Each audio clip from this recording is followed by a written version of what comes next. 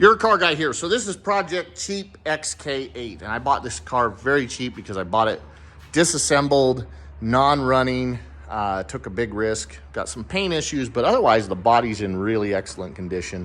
I've been underneath, there's no rust, no issues.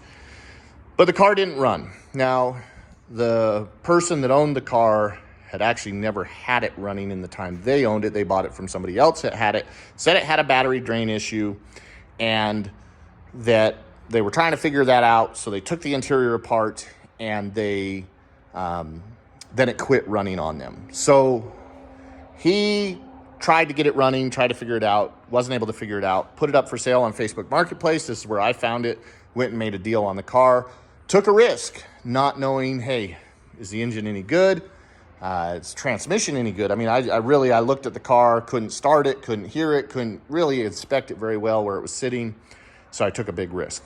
So the first thing I did is I popped in a battery that I charged up, and I've still got a junk battery in it right now, and checked fuel pressure. Now, the previous owner said that, hey, he could hear the tank.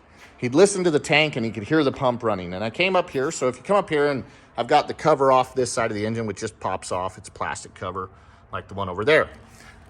This is your port right here on your fuel rail. I hooked up my fuel pressure gauge to see if there was any pressure during cranking, and there was zero pressure. Now, this was a good sign for me because it tells me, hey, it just needs a fuel pump, at least as far as to get it running. So the previous owner had already taken a lot of the stuff out in the back, but in the trunk is the fuel tank, and there's plenty of videos on how to remove and replace the fuel tank. There's a cover that bolts across this whole area here, and it's just got some bolts top and bottom that hold it in. Once you get those loose, you disconnect the electrical connector over here in the corner. You've got to disconnect this vent line. Right down here is where I disconnected it at, and then you've got to disconnect the fuel filler neck. So the best thing to do is take out the fuel cap or fuel lid lock or release, and then you take it out just by turning a quarter turn on it and slide it out. And then there's some bolts on the inside to unbolt that, and you take the whole tank out. But before you take the tank out, you've got to disconnect the two fuel lines that are just underneath the tank, right up there in the center.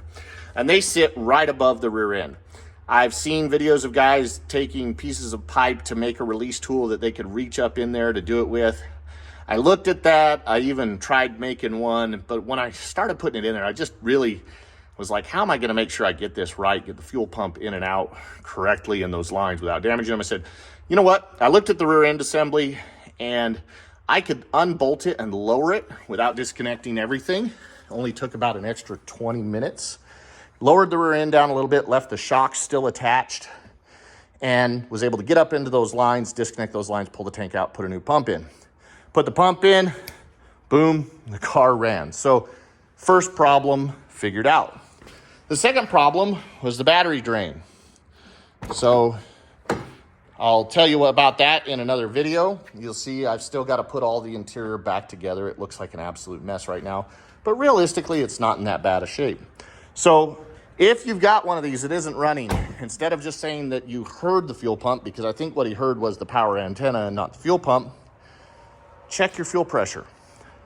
It's quick and easy. If you've got good fuel pressure, and I'm talking a minimum of 20 PSI to start, you should be in the 20 to 60 range, somewhere in there. Got good fuel pressure? Okay, then you'll move on to other things. But quick, easy lesson, check your fuel pressure. This is your car guy. Please like and share the videos. Follow me as I put this car back to its former glory.